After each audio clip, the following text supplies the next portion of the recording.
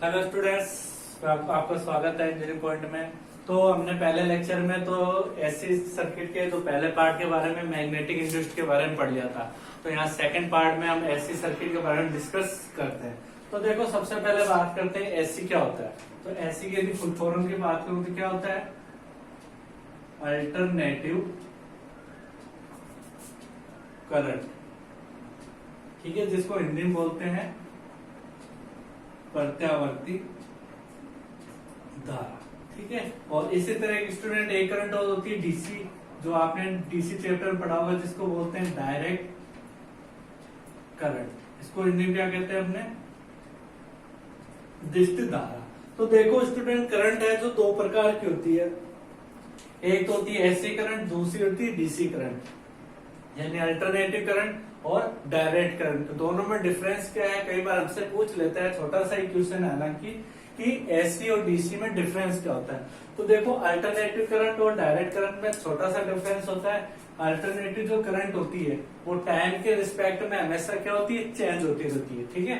तो ध्यान रखना आपको, जो अल्टरनेटिव करंट होती है वो टाइम के रिस्पेक्ट में चेंज होती है, जबकि डायरेक्ट करंट है वो टाइम के रिस्पेक्ट में चेंज नहीं होती, ठीक है। तो ऐसी करंट है वो किस तरह फ्लो होती है? इस तरह स्टूडेंट, जो ऐसी है वो इस तरह क्या होती है? फ्लो होती है, ठीक है। तो ये क्या होता है? एक हाफ साइकिल और ये एक हाफ साइकिल, यानी ऐसी जो करंट है वो आपके क्या है? एक कंप्लीट साइकिल में बहती है, ठीक है। ये ऊपर वाला जो साइकिल होता है ये प्लस होता है और नीचे वाला होता है जो माइनस होता है, ठीक है। तो मैं मानता हूं, देखो, जो ऐसी सर्किट का एक चक्कर कंप्लीट होता है ना, तो ये यहाँ पे समय 0 मान लिया। तो ये मैं मानता हूं कि टी समय में जो ऐसी करंट है, यानी अल्टरनेटिव करंट है, वो एक चक्कर टी समय में पूरा करती है। और यहाँ पे क्या होता है? आधा चक्कर। तो आधा चक्कर कितने में करेगी? ये T/2 में, ठीक है। एक चक्कर इसको पूरा करने में कितना समय लगता है? टी। तो आधे में कितना लगेगा? T/2। तो ये होती है हमारी एसी करंट, ठीक है। और डायरेक्ट करंट क्या होती है? जो टाइम के रिस्पेक्ट में चेंज नहीं होती। तो ये हमारी होगी डायरेक्ट करंट डीसी, और ये हमारा टाइम हो गया जो 0 होता है। यानी ये जो डीसी हमारी सीधी बहती है और जो एसी है वो हमारे इस तरह साइकिल में बहती है, ठीक है। जो एक साइकिल में इसके दो मान होते हैं, शुरू का आधा पॉजिटिव होता है, ठीक है, बाद का आधा नेगेटिव होता है। तो ये डिफरेंस होता है एसी और डीसी में, ठीक है। तो आगे देखो,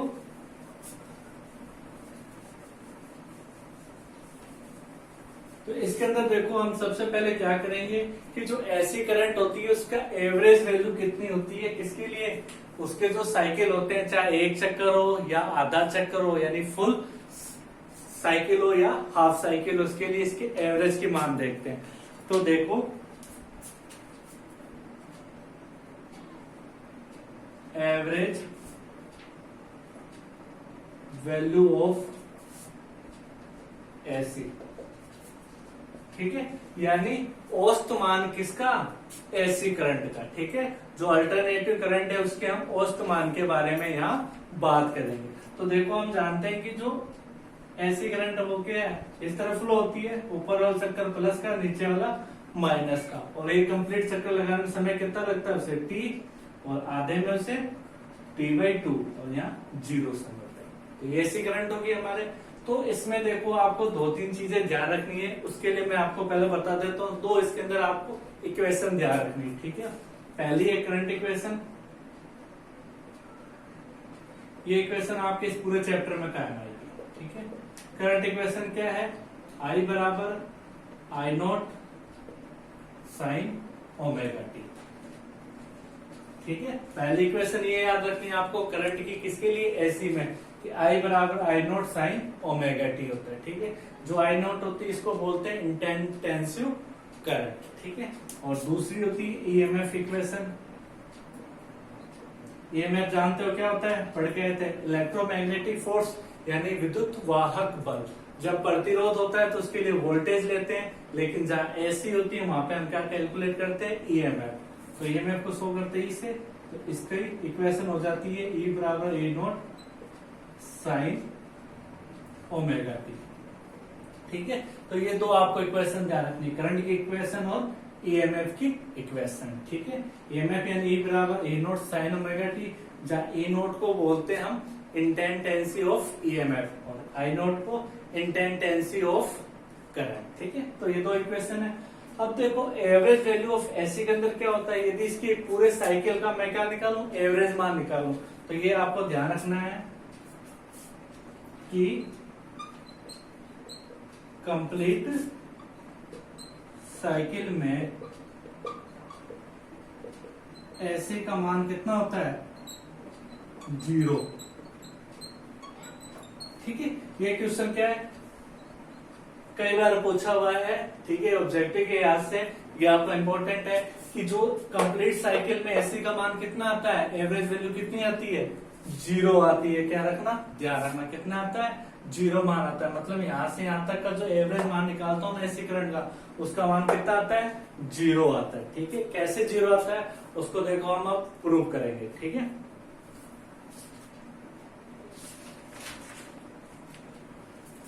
तो उसके लिए देखो मैं एक बार इसको रफ कर दूं।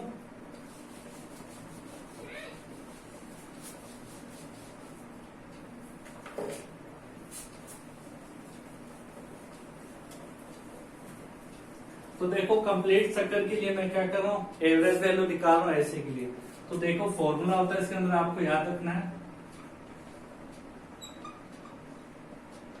Average value. ठीक है, उसका फॉर्मूला क्या होता है, जो एवरेज करंट है उसको आई बार से शो करते हैं, बराबर फॉर्मूला होता है उसका इंटीग्रेशन 0 से t तक आई डॉट dt अपॉन में t।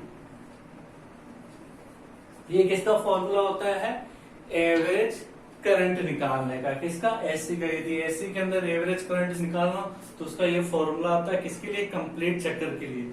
आई बराबर इंटीग्रेशन 0 से t तक आई डॉट dt अपॉन में t। ठीक है, ये हो गया। अब देखो हम पीछे पढ़ के आए कौन सी, करंट इक्वेशन क्या थी, current equation I equal I naught sine omega T, ये थी। ठीक है, इसको दे दो समीकरण नंबर 1 और ये होगी आपकी समीकरण नंबर 2। ठीक है, या यूं काम करो, इसको दे दो इक्वेशन नंबर 1 और ये होगी इक्वेशन नंबर 2। अब आपको क्या करना है, ये जो आई की वैल्यू है उसको उठाकर इस आई की जगह क्या करना है, पुट करना है। ठीक है, तो देखो नेक्स्ट स्टेप में मैं क्या कर रहा हूँ कि इक्वेशन फर्स्ट में आई की वैल्यू रखने पर, और आई की वैल्यू क्या है, आई नॉट साइन ओमेगा टी। ठीक है, इसको मैं रफ कर रहा हूँ और इस वैल्यू को यहाँ रख रहा हूँ। ठीक है, देखो इसको रफ करता हूं मैं।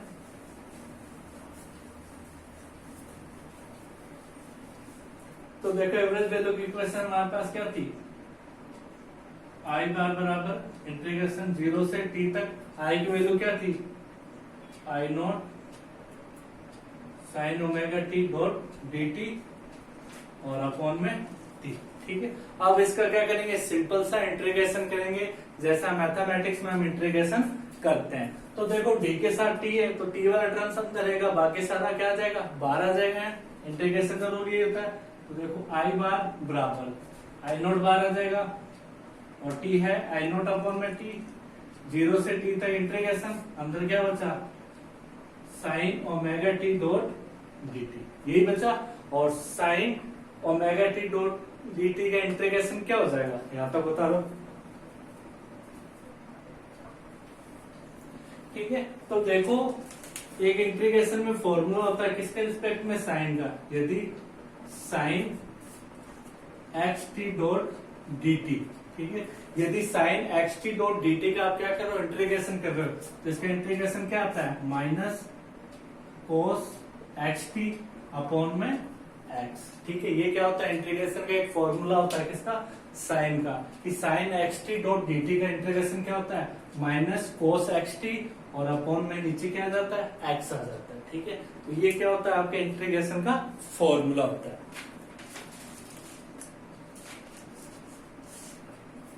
तो देखो, तो इसको मैं इस फॉर्म के रूप में चेंज करूंगा, आई बार बराबर आई नॉट अपॉन में टी, यानी क्या आता है, इंटीग्रेशन करते हैं तो ये हट जाता है, बॉक्स आ जाएगा, minus sign omega T change किसमें, कोस ओमेगा टी और अपॉन में क्या आ जाएगा ओमेगा। टी से टी कैंसिल होता है, एक्स इसलिए नीचे आता है, तो टी से टी कैंसिल, ओमेगा बचा, ओमेगा नीचे आ गया और लिमिट उधर साइड के कहां जाती है, इधर 0 से टी तक। समझ गए।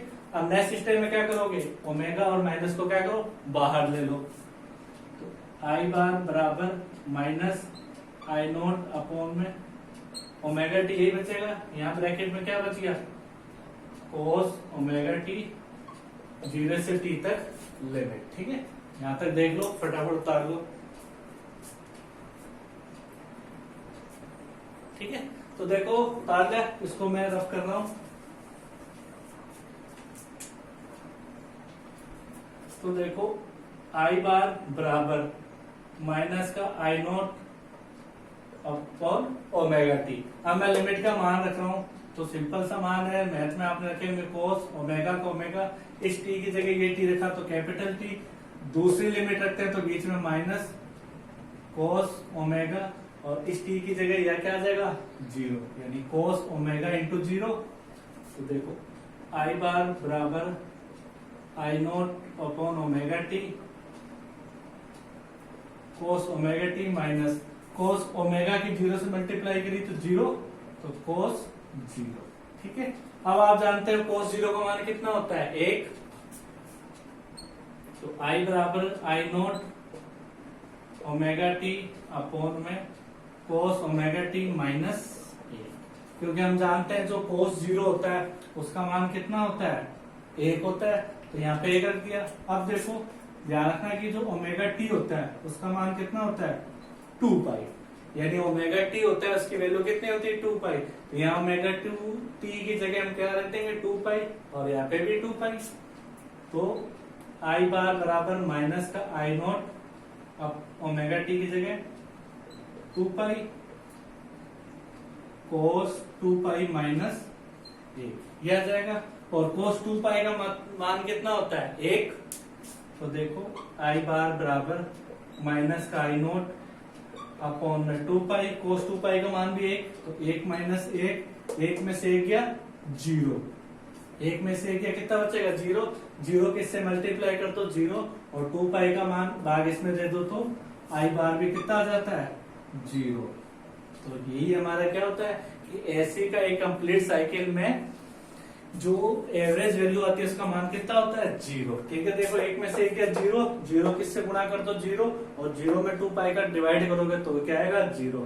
तो हम कह सकते हैं कि कंप्लीट साइकिल में एसी का जो एवरेज वैल्यू क्या आती है 0 आती है। ठीक है, तो उतार लो उसको आप, हो गया। आगे देखो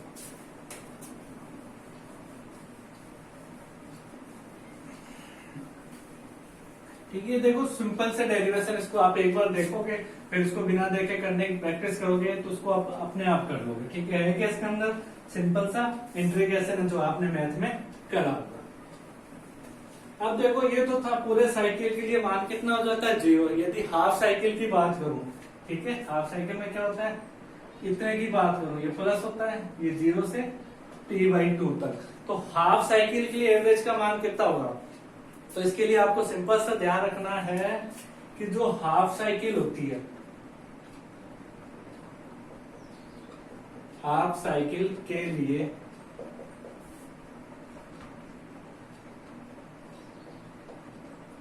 एवरेज वैल्यू यानी आई बार का मान कितना होता है 0.707 सॉरी 0.637 आई बार ये होता है। ठीक है, ध्यान रखना कि जो हाफ साइकिल होता है उसके लिए एवरेज का मान कितना होता है 0.637 आई नॉट। ठीक है, उतार दो इसको।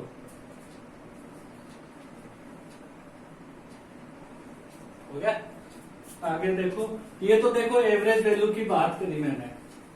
अब बात करते हैं अपने इसके आरएमएस की, यानी रूट मीन स्क्वायर, यानी अल्टरनेटिव करंट का आरएमएस मान कितना होता है, या मैं यूं कहूं कि रूट मीन स्क्वायर कितना होता है। ठीक है, तो नेक्स्ट हेडिंग है हमारी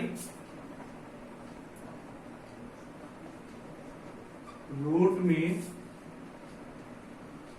स्क्वायर वैल्यू, शॉर्टकट में इसको बोलते हैं हम M S value of AC, ठीक है। यानी R root mean square value of AC current का जो आरएमएस मान है वो कितना होता है। तो इसका देखो सिंपल सा एक फॉर्मूला था, आपको ध्यान रखना क्या होता है कि आई बार स्क्वायर बराबर 0 से टी तक इंटीग्रेशन आई square dot d t upon में टी। ये फॉर्मूला किसका होता है, रूट मीन स्क्वायर निकालने का। क्या होता है कि आई बार स्क्वायर, या फिर इसको यूं लिख सकते हैं हम I square R M S, यानी root mean square I square, यानी आई आर एम एस का स्क्वायर बराबर इंटीग्रेशन 0 से टी तक I square dot d t upon में टी। ये फॉर्मूला होता है रूट मीन स्क्वायर निकालने का, ठीक है। और हम जानते हैं करंट इक्वेशन, क्या थी करंट इक्वेशन, आई बराबर I naught sine omega t, equation first और ये इक्वेशन सेकंड। अब क्या करेंगे कि जो आई का मान है वो क्या करेंगे, इस आई की जगह पुट कर देंगे, ठीक है। उतार लो इसको यहां तक।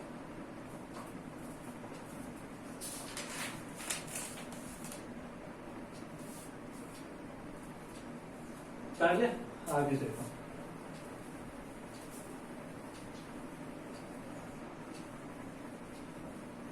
अब देखो मैं क्या कर रहा हूं, आई का इसमें मान रख रहा हूं, तो क्या हो जाएगा I square R M S बराबर रूट 0 से टी तक आई का मान क्या है आई नॉट साइन ओमेगा टी, आई का स्क्वायर था तो पूरे पे square dot d t upon में टी, ये आ जाएगा, ठीक है। उतार लो इसको।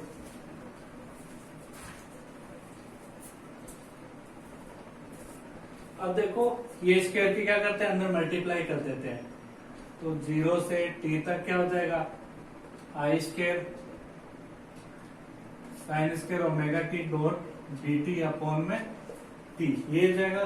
फिर देखो अब इंटीग्रेशन करेंगे तो जो कांस्टेंट है उसको बाहर ले लेंगे, तो कांस्टेंट क्या है आई बाहर आ जाएगा, तो देखो आई स्क्वायर अपॉन में टी, इंटीग्रेशन क्या होगा 0 से टी तक sign square omega t dot d T, ये आ जाएगा। उतार लो इसके यहां तक।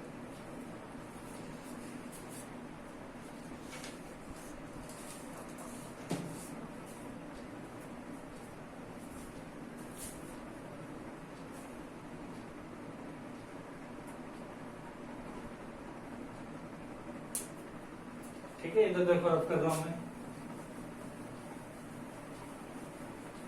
तो देखो एक फॉर्मूला होता है किसका, साइन स्क्वायर 2 थीटा का, ठीक है। एक फॉर्मूला होता है किसका, ट्रिग्नोमेट्री के अंदर साइन स्क्वायर 2 थीटा का क्या होता है, देखो क्योंकि हम जानते हैं साइन स्क्वायर 2 थीटा का फॉर्मूला क्या होता है 1 माइनस कोस 2 थीटा अपॉन में 2।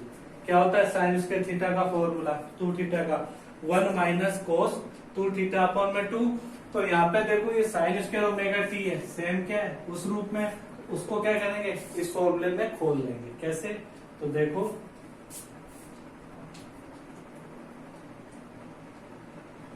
आई स्क्वायर अपॉन में टी इंटीग्रेशन 0 से टी तक, तो क्या हो जाएगा sine square 2 theta 1 minus cos theta upon में 2, तो साइन स्क्वायर ओमेगा टी क्या होगा 1 minus cos omega T upon में ओमेगा, ये आ जाएगा, और इनटू डॉट डी टी, ठीक है। उतार लो।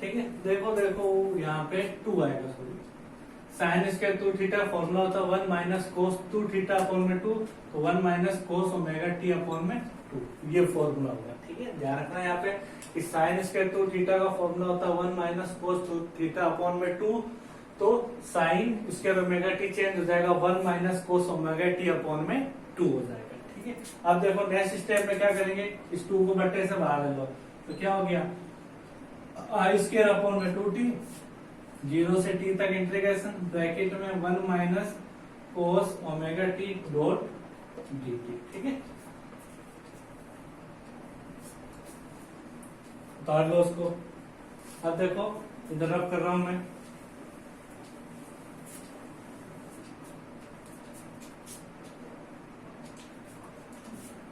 तो देखो क्या है हमारे पास, आई स्क्वायर अपॉन में 2t। अब देखो इंटीग्रेशन में एक फॉर्मूला होता है, एक सूत्र लगता है, जब आपके क्या हो, ब्रैकेट के अंदर 2 चीजें हो और साथ में दूसरी चीज समाकलन की हो, तो इसके इन दोनों में क्या करते हैं, गुणा करके अलग अलग इसको समाकलन करते हैं, ठीक है। ये मैथ के अंदर रूल होता है किसका, इंटीग्रेशन का।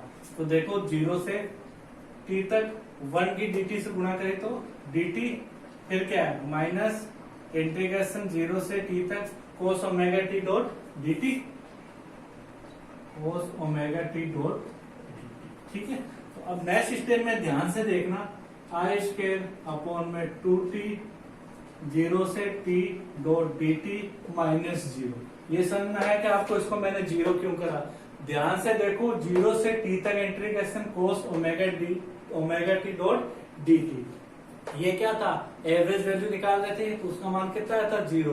तो यहाँ पे आप या तो सीधा याद रख सकते हो, तो सीधा याद रख लेना 0 होगा, नहीं तो ये आपको देख के ध्यान आना चाहिए किसका मान है, तो आपको यहाँ सीधा रखना है कि ये जो वैल्यू होगी इसको हमें क्या कर देना है, 0 कर देना है, ठीक है। अब इसका सिंपल से इंटीग्रेशन कर दो, आई स्क्वायर अपॉन में 2t और dt का समाकलन क्या हो जाएगा, t, और इंटीग्रेशन 0 से t तक, क्यों, क्योंकि हम जानते हैं dx का इंटीग्रेशन क्या होता है, x, तो dt का इंटीग्रेशन क्या हो जाएगा, t, ठीक है। तो अब इधर का देखो,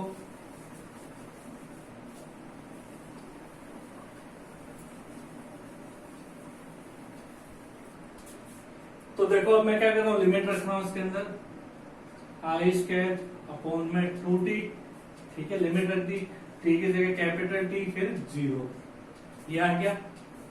देखो आई स्क्वायर अपॉन में 2t इंटू t, ये आएगा हमारे पास, t में 0 का t। तो अब देखो t से t कैंसर, क्या बचा हमारे पास, ये तो देखो हमारे पास ये तो चल रहा था आई आर एम एस का स्क्वायर बराबर आई स्क्वायर अपॉन में 2, अब इधर से स्क्वायर इधर भेज दो तो क्या आ जाएगा, रूट, तो आई आर एम एस बराबर रूट आई स्क्वायर अपॉन 2, अलग अलग डिवाइड करें तो आई अपॉन में क्या आ जाएगा, रूट 2, ये आ जाएगा, रूट को अलग अलग दोनों बांट दो तो इसका रूट इसके स्क्वायर से कैंसिल, अब इस पे रूट आ गया, यानी आई अपॉन में रूट 2। एक तो वैल्यू ये आ जाती है कि आई एल एम एस का मान होता है आई अपॉन में रूट 2, या फिर रूट 2 का ऊपर 1 में डिवाइड कर दो कितना आता है, 0.707 आई, ये वैल्यू आ जाती है, ठीक है। उतार दो उसको,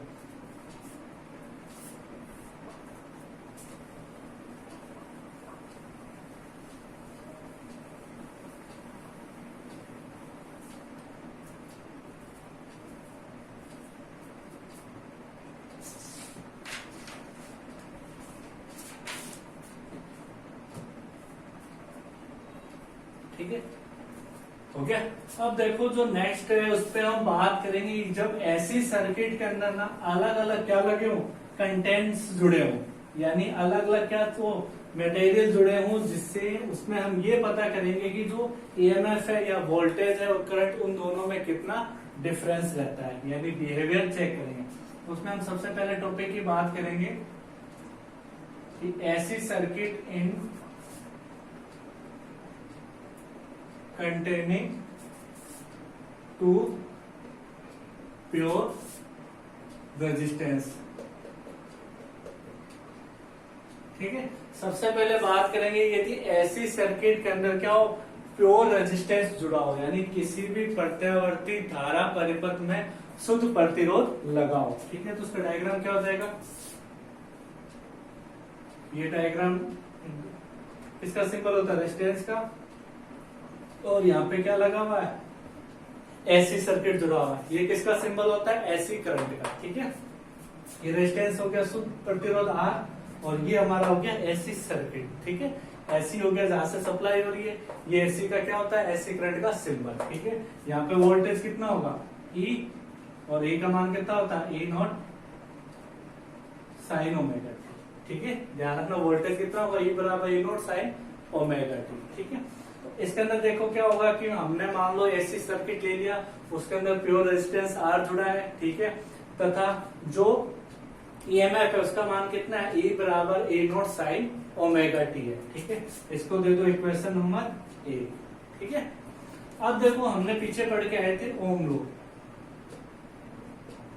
ओम लो क्या कहता था कि V बराबर आई आर, लेकिन हमारे यहाँ क्या वोल्टेज की जगह ईएमएफ है, तो V की जगह क्या रख दूंगा मैं, ईएमएफ, यानी ई बराबर क्या हो गया, आई आर, ये हो जाएगा। अब देखो जो ई है, ठीक है, मुझे क्या निकालना है, आई निकालना है, आई का मान निकालो, क्या होगा, आई बराबर ई अपॉन में आर, आई का मान क्या है, आर जब भाग में चला गया तो ई अपॉन में क्या हो गया, आर। अब क्या करो, इस ई का मान यहाँ पे पुट कर दो, तो मैं लिखूं ई का मान रखने पर, तो देखना ई का मान क्या होगा, आई बराबर ई की जगह ई नॉट साइन ओमेगा टी और अपॉन में आर, ये हो जाएगा, ठीक है। तो देखो आई बराबर, अब देखो ई नोट अपॉन में आर है, ध्यान रखना ई नोट अपॉन में आर को मान लेते हैं आई नोट, ठीक है। ई नोट अपॉन आर को क्या मान लेंगे अपने, आई नोट, तो इसकी जगह मैं क्या रख दूंगा, आई नोट साइन ओमेगा टी। तो मेरे पास करंट की इक्वेशन क्या आ जाती है, आई बराबर आई नोट साइन ओमेगा टी, ठीक है। तो अब देखो यहां पे उतार लिया, इधर देखो, अब जो मेरे पास ये दो समीकरणें आई है, कौन कौन सी, इन दोनों समीकरणों में यहां लिख रहा हूं। एक तो मेरे पास ई बराबर ये थी ई नॉट साइन ओमेगा टी, ठीक है, और दूसरी मेरे पास क्या ही है, आई बराबर I naught sine omega T. अब इन दोनों इन दोनों इक्वेशन में हमें क्या चेक करना होगा, जो साइन के एंगल है वो बराबर है या ज्यादा है या कम। तो यहाँ पे देखो साइन के साथ क्या है, ओमेगा टी, यहाँ पे भी साइन के साथ क्या है, ओमेगा टी। यानी मैं ये कह सकता हूँ कि जब ऐसी सर्किट के अंदर क्या हो, रेजिस्टेंस जुड़ा होगा, तो जो ईएमएफ होगा और जो करंट होगी, इन दोनों का मान हमेशा क्या आएगा, बराबर आएगा। यानी ई और आई दोनों एक साथ क्या होंगे, फ्लो होंगे। कब, जब हमारा सर्किट के अंदर कौन से ऐसी सर्किट में क्या लगाओ, रेजिस्टेंस लगाओ। तो मैं यहाँ पे ये चीज लिख सकता हूं कि एसी में रेजिस्टेंस होने पर करंट व ईएमएफ का मान बराबर यानी इक्वल होता है। क्या होता है, बराबर होता है। अब इसी बेस को रखते हुए हम यहाँ क्या करेंगे, फेज डायग्राम बनाएंगे या फेजर डायग्राम बनाएंगे, जो सबसे ज्यादा क्या है, इंपॉर्टेंट है। यही पूछा जाता है कि रेजिस्टेंस जुड़ा है तो उसके लिए फेज डायग्राम क्या होगा, और फेज डायग्राम किसके लिए बनता है, याद रखना ई और आई के लिए बनता है। तो देखो यहाँ फेज डायग्राम क्या होगा। तो फेज डायग्राम के लिए आपको सिंपल से याद रखना, इस तरह का एक ग्राफ बनाना है, ये एक्स पॉइंट हो जाएगा, ये ओ और ये वाई पॉइंट। तो रेजिस्टेंस के लिए आपको याद रखना, ओम के नियम में वी और आई के बीच ग्राफ कैसे बनता था, इस तरह एकदम सीधा बनता था। तो रेजिस्टेंस में भी ग्राफ कैसा बनेगा, फेज डायग्राम का इस तरह सीधा जाएगा, ठीक है। किसके लिए बनाएंगे हम, करंट के रिस्पेक्ट में बनाएंगे। ये हमारा क्या हो जाएगा, आई हो जाएगा, ठीक है।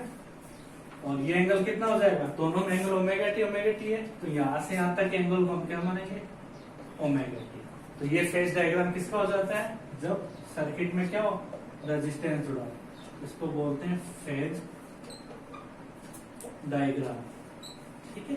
तो ये था जब हमारे सर्किट के अंदर कौन से एसी में रेजिस्टेंस जुड़ा होता है, तो करंट और ईएमएफ में क्या डिफरेंस होता है। तो दोनों इसके अंदर बराबर होती है, ठीक है। और कितनी बराबर चलती है, ओमेगा टी। और दोनों बीच फेज डायग्राम किस तरह बनता है, इस तरह का बनता है, ठीक है।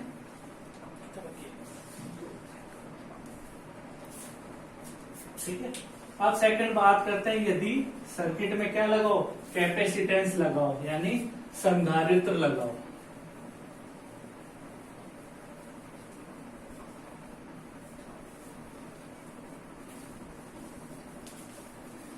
ठीक है, अब मान लो क्या लगाओ सर्किट में, ऐसी सर्किट में कैपेसिटेंस यानी संधारित्र। ठीक है, अब यदि सर्किट में क्या लगाओ, कैपेसिटेंस लगाओ, तो क्या फर्क पड़ेगा यानी करंट और ईएमएफ में। तो इसका देखो सबसे पहले सर्किट बनाते हैं।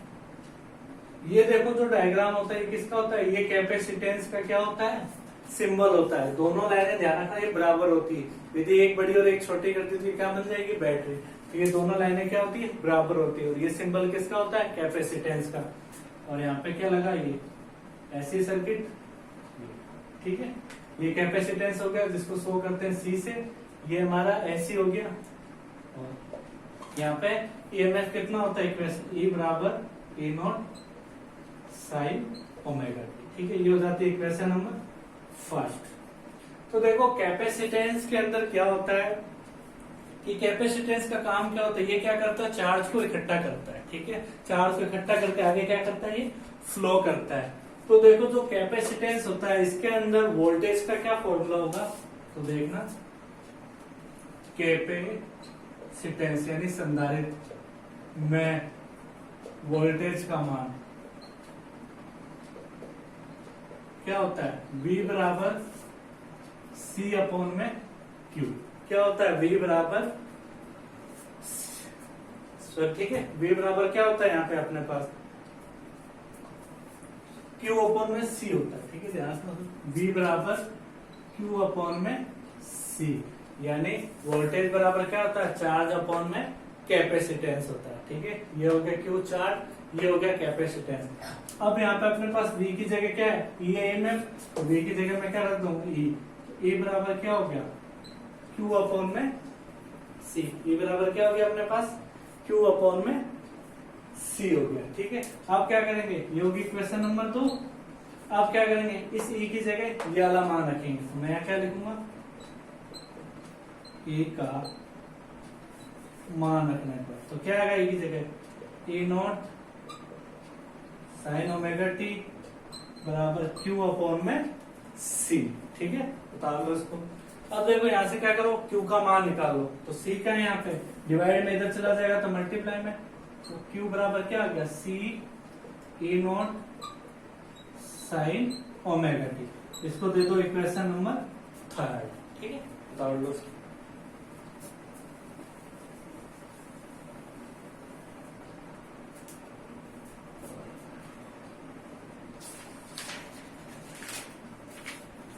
अब देखो हमने पढ़ा हुआ है कि आवेश होते हैं, तो जब आवेश होते हैं तो करंट का क्या फॉर्मूला होता है, देखो जब चार्ज फ्लो हो तब करंट का फॉर्मूला क्या होगा, I बराबर dq अपॉन में dt, यही होगा। तो यहाँ पे जो q का मान है उसको क्या करो, यहाँ पुट कर दो, Q का मान रखने पर तो क्या होगा, I बराबर D का D, Q का मान कितना है, C E not sine omega T upon में dt। तो देखो I का I बराबर जो कांस्टेंट है उसको बाहर लेके क्या कर दो, डिफरेंशिएशन कर दो यानी अवकलन। तो देखो क्या बाहर आ जाएगा, C E नॉट, अंदर बची अपने पास D sign omega T upon में dt। तो इसका हम क्या कर देंगे, इंटीग्रेशन कर देंगे। ठीक है, उतार लो फटाफट यहाँ तक।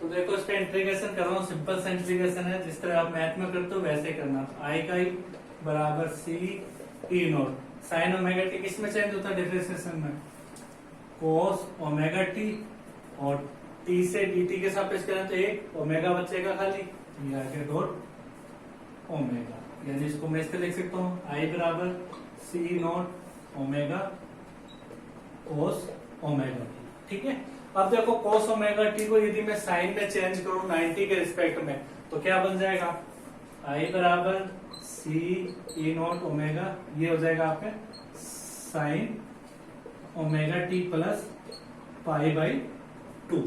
ठीक है, यही होता है जब आप क्या करते हो, कोस को साइन में चेंज करते हो। कोस किससे आता है आपका, जब साइन के अंदर साइन 90 में आप क्या करते हो, कोई भी एंगल को ऐड करते हो तो वो किस में चला जाता है, कोस में। तो कोस ओमेगा टी क्या होता है, sign omega t plus pi by 2। अब देखो सी ई नॉट ओमेगा, इसको हम यहाँ पे क्या मान लेंगे, आई नॉट, यानी सी ई नॉट ओमेगा, इसको मैंने आई नॉट मान लिया, ये वैल्यू रख दो। आई बराबर कितना आ गया, I naught sine omega t plus pi by 2। ठीक है, ये आ जाती है इक्वेशन नंबर हमारे पास 4।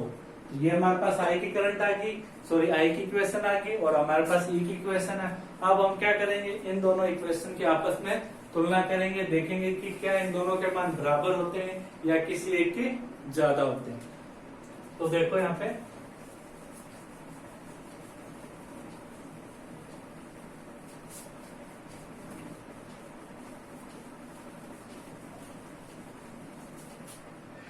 तो देखो कौन कौन सी थी, ई के हमारे पास क्या थी, ई बराबर ई नॉट साइन ओमेगा टी। ठीक है, और आई की क्या ही है, आई बराबर I naught sine omega t plus pi by 2।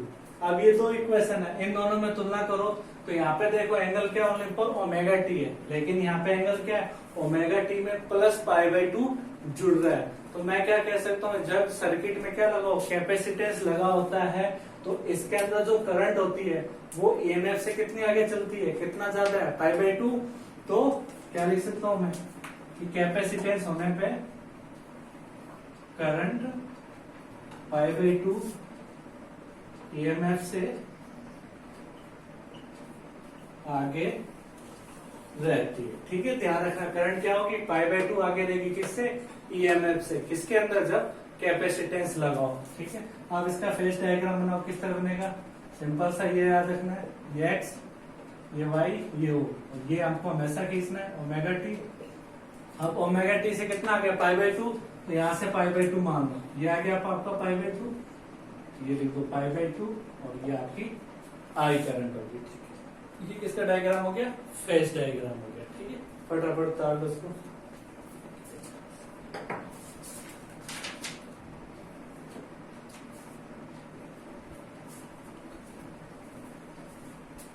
हो गया, अब देखो आगे,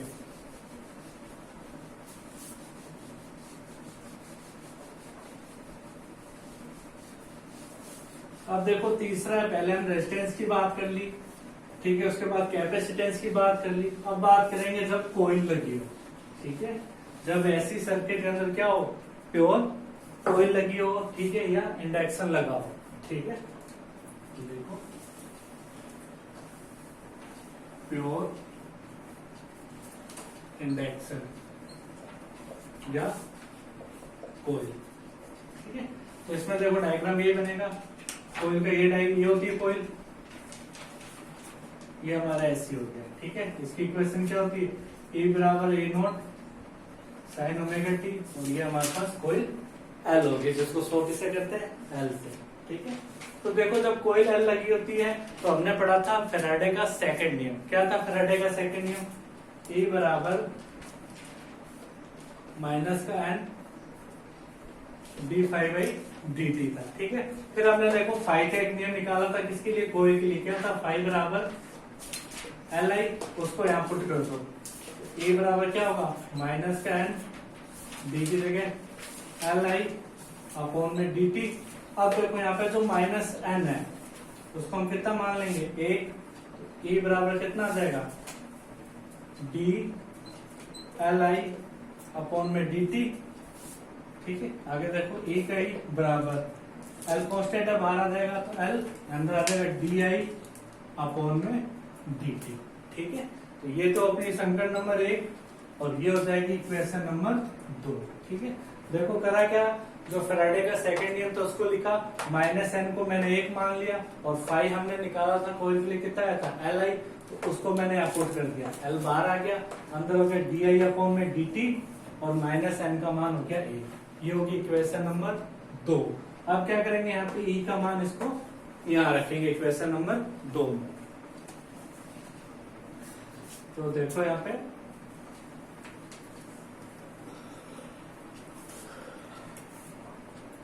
ए का मान रखने था, तो क्या आ जाएगा ए का मान,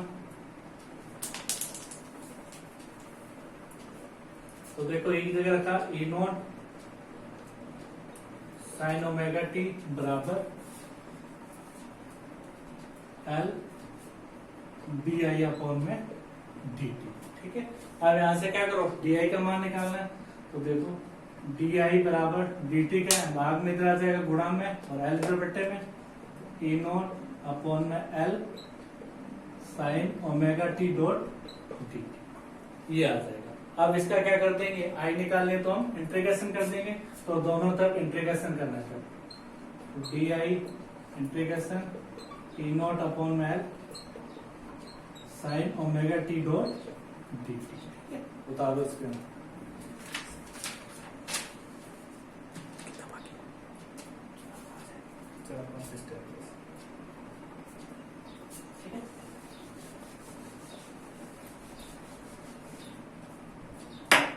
तो देखो डी आई का इंटीग्रेशन क्या हो जाएगा, सिंपल सा आई। अब इसमें देखो dt के साथ t है तो ये टर्म्स अंदर रहेगी और ये कांस्टेंट के रूप में बाहर आ जाएगी, E0 अपॉन में L integration sign omega t dot dt, ये हो गया। अब इसका देखो पीछे हमने इंटीग्रेशन करा था sign omega t dot dt का, तो क्या इंटीग्रेशन था इसका, तो देखो आई का आई बराबर E0 अपॉन में साइन ओमेगा टी चेंज किसमें हुआ था, माइनस, ये माइनस आ गया, कोस ओमेगा टी और अपॉन में ओमेगा, तो ये क्या हो जाएगी इसकी इंटीग्रेशन हो जाएगा sign omega t dot dot dt किसमें हो जाएगा, कोस ओमेगा टी अपॉन में w। तो देखो आई का आई बराबर माइनस E0 अपॉन में omega L cos omega t. ठीक है, उतार लो उसको,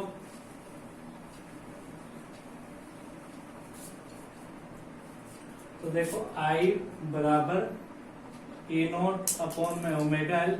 अब देखो माइनस को मैं कोस के साथ रख रहा हूं, तो माइनस का कोस ओमेगा टी। अब देखो माइनस कोस ओमेगा टी को साइन में चेंज करते हैं तो क्या होता है, I बराबर E0 अपॉन में ओमेगा एल। अब माइनस कोस ओमेगा टी आपके किस में चेंज हो जाता है, तो ध्यान रखना ये चेंज होता है साइन के रिस्पेक्ट में, sign omega t minus pi by. ठीक है, माइनस का कोस ओमेगा टी को यदि साइन में चेंज करते हो तो क्या होता है, sign omega t minus pi by 2।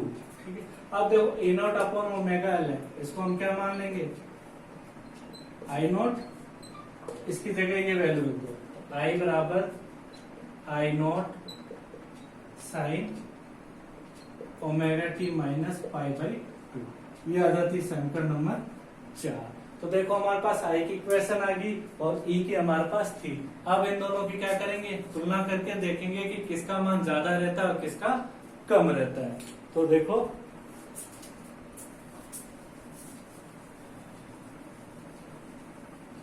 तो समीकरण सबसे पहले ई की लिखता हूं, ई की हमारे पास क्या थी, ई बराबर E0 साइन ओमेगा टी और आई की क्या है, आई बराबर I0 sign omega t minus pi by 2। अब इन दोनों में तुलना करो, देखो कौन आगे रहता है, तो इसमें देखो साइन ओमेगा टी, लेकिन इसमें ओमेगा टी में कितना कम हो रहा है, पाई बाई 2 कम हो रहा है। तो मैं यहाँ क्या कह सकता हूँ कि जब इंडक्शन जुड़ी हो या कोयल जुड़ी हो तो करंट कितनी पीछे चलती है ईएमएफ से, पाई बाई 2। देखो माइनस का है ना, कम हो रहा है इसके अंदर, तो करंट कितनी पीछे चलेगी, पाई बाई 2। तो क्या हो जाएगा, करंट कितनी पीछे चलेगी, करंट पाई बाई 2 पीछे चलती है। ठीक है, ध्यान रखना है कि जब इंडक्शन जुड़ा होता है तो कोयल करंट कितनी पीछे चलती है एमएफ से, π/2। अब इसकी बात करते हैं फेजर डायग्राम की। तो देखो फेज डायग्राम किस तरह होता है, ये इस तरह का बताया था सिंपल सा, ये आपका x, ये O, ये y, और ये आपका रहेगा ओमेगा t। ठीक है, अब कितनी पीछे चल रही है करंट, π/2 पीछे चल रही है। उस समय देखो π/2 ज्यादा थी तो इससे हमने π/2 मापा था तो इधर आया था। अब इसी से π/2 कम करेंगे तो कितना आएगा, इधर आएगा। तो ये मान लो क्या होगा, इतना ये π/2 कम हो गया, और जो ये आएगी ये कौन सी करंट हो जाएगी आपकी I। कितना पीछे चलेगी, π/2। तो ये था इसका फेज डायग्राम।